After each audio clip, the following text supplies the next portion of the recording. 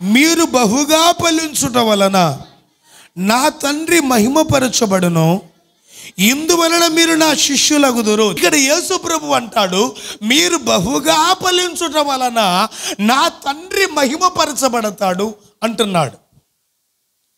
ఏ విధముగా మనం ఫలించాలి, ఎందులో ఫలించాలి అంటే, ఈ లోకములో బాగా డబ్బు సంపాదించుకొని, బాగా బంగళాలు సంపాదించుకొని, బాగా కార్లు సంపాదించుకొని, బాగా వెండి బంగారం సంపాదించుకొని, మంచిగా బాగా మరి ధనవంతులము అవుట వలన కాదు దేవునికి మహిమ.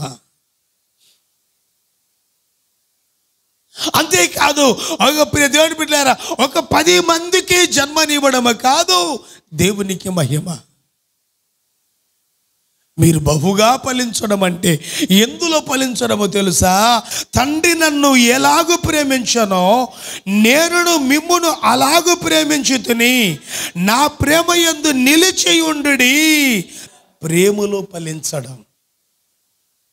తండ్రి నన్ను ఎలాగ ప్రేమించాడో నేను మిమ్మల్ని ఆ విధంగా ప్రేమిస్తున్నాను, మీరు కూడా ఆ విధంగా ఒకరి ఎడల ఒకరు ప్రేమ కలిగి ఉండండి. యేసు ప్రభు చెబుతున్నటువంటి మాటలు అనగా, ఈ ప్రేమలో మనం ఫలించాలి. ఈ ప్రేమలో బహుగా ఫలించినప్పుడు తండ్రి మహిమపరచబడతాడు. ఆయనకు మహిమ తెస్తే మనకు పరలోక రాజ్యములో నివాసం రిజర్వ్డ్ అవుద్దండి. నమ్మిన వారు దేవునికి స్తోత్రాలు చెల్లించండి. హల్లెలూయా. పరలోకములో మనకు రిజర్వ్డ్. చూచారా, ప్రభు అంటున్నాడు, తండ్రి నన్ను ఏ విధంగా ప్రేమించాడో నేను మిమ్మల్ని ఆ రీతిలోనే ప్రేమిస్తున్నా. మీరు కూడా ఏం చేస్తారు? నేను మిమ్మల్ని ఎంత ప్రేమిస్తున్నానో మీరు కూడా ఒకరి ఎడల ఒకరు ఆ ప్రేమ కలిగి ఉండండి. రేపు ఎక్కడికి వెళ్తాను తెలుసా? మనము నివాసం చేసే స్థలములో ఏముంటుంది తెలుసా?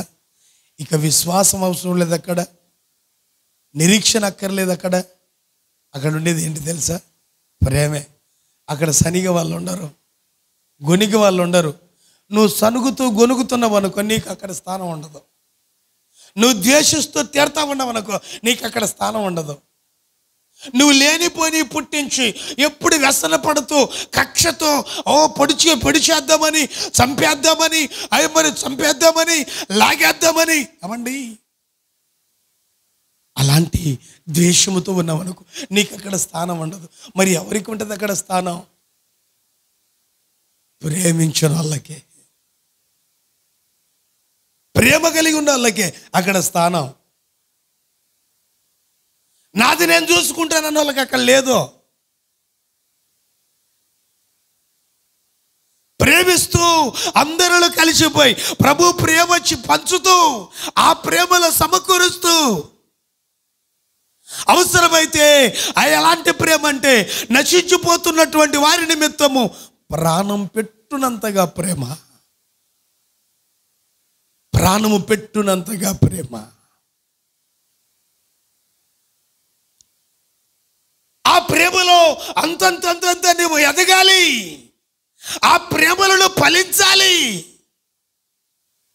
ఇప్పుడు ప్రేమిస్తున్నావు, ప్రేమ మొదటి స్థానం. నువ్వు అభిమానముతో మాట్లాడతావు. ప్రేమ రెండవ మెట్టు, అభిమానము పోయి వారి క్షేమమును గురించి ప్రేమిస్తావు.